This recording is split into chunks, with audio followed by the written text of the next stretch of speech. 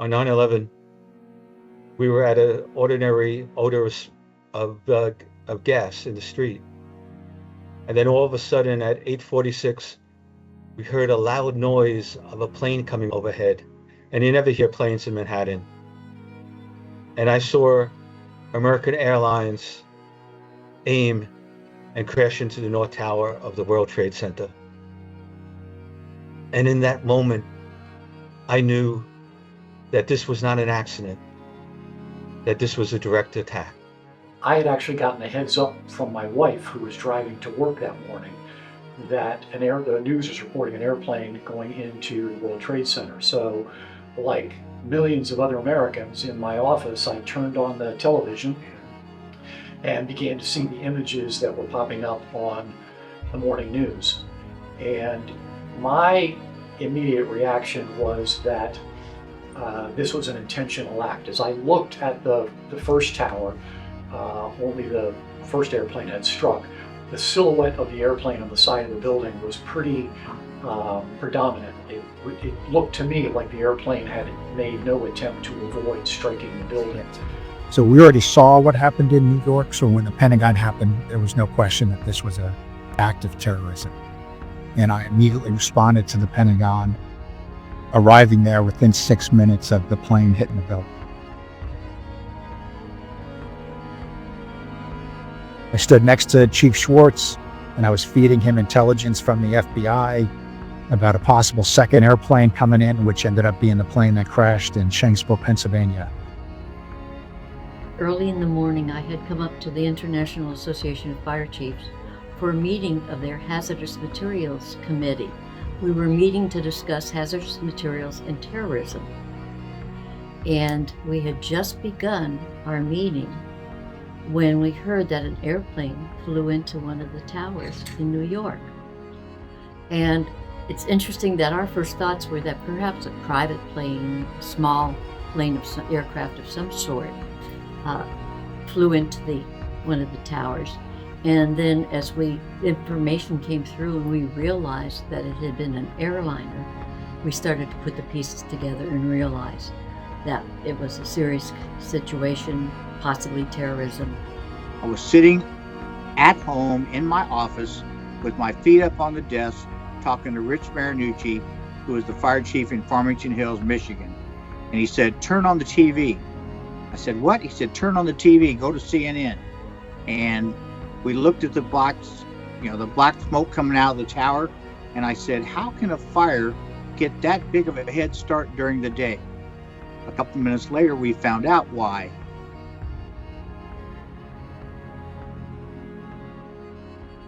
And the firefighters came in quietly. And as you know, firefighters are never quiet. And they came in quiet because they were going to the most dangerous fire of their lives. And even though this is our job, I could tell you that everyone that responded that day made a personal choice to go in. After the Murrah building attack in Oklahoma City and after the subway attack in Tokyo, I asked the fire department how would we respond to that particular situation. We determined that the area was not very well prepared for a like sarin gas attack. We were overwhelmed, to say the least.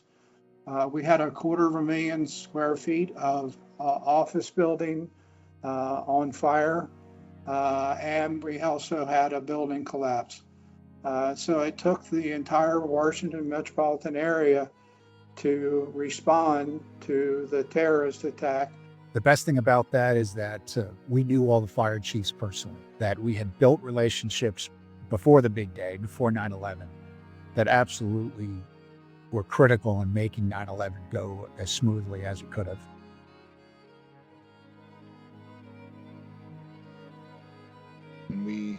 We lost 343 that day. We have 154 members that were retired on that day, that were already retired September 11th, that came back and worked, and eventually died from their World Trade Center exposure. And we use the term never forget. And it's not just about never forgetting their names and who they were, but never forgetting what they did that day, the actions they took, and the decisions they made. We are still suffering from our losses. We just had our 452nd death last week due to illnesses suffered at the World Trade Center. So I would just like everybody there to remember the sacrifices that our members made and the families are still making today, 25 years later. Just keep them in your prayers and thoughts.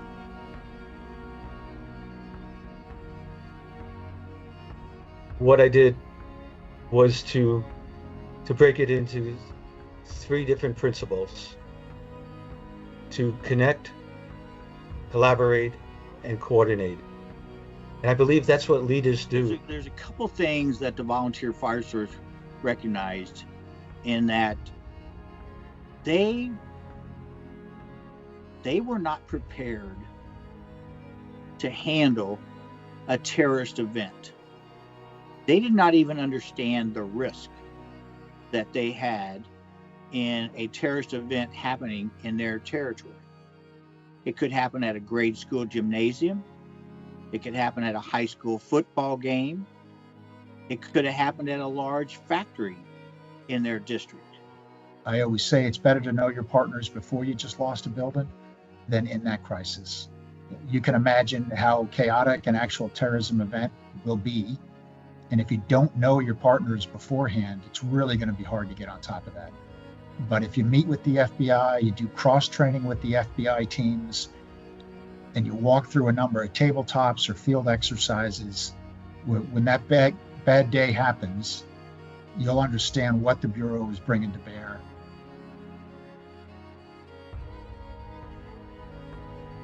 For younger firefighters, 9/11 cannot be presented only as a historical event.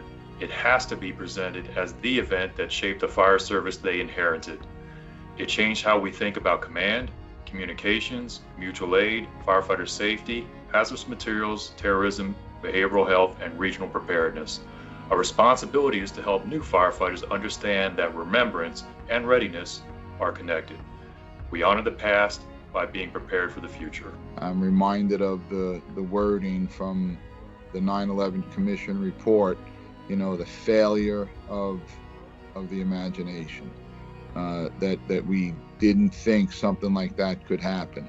So when you're setting up your training program and you're trying to think of what is in the range of possibility that your department would respond to, you really can't be limited. Whether it's a construction collapse, some type of hazardous materials incident. We do a lot of routine, but we also do a lot of the abnormal. We have to be prepared and able to deal with anything. What I say to all of you is that an ordinary hero is in each of us. We can make a difference. We did that a quarter of a century ago on 9/11, and we do that today.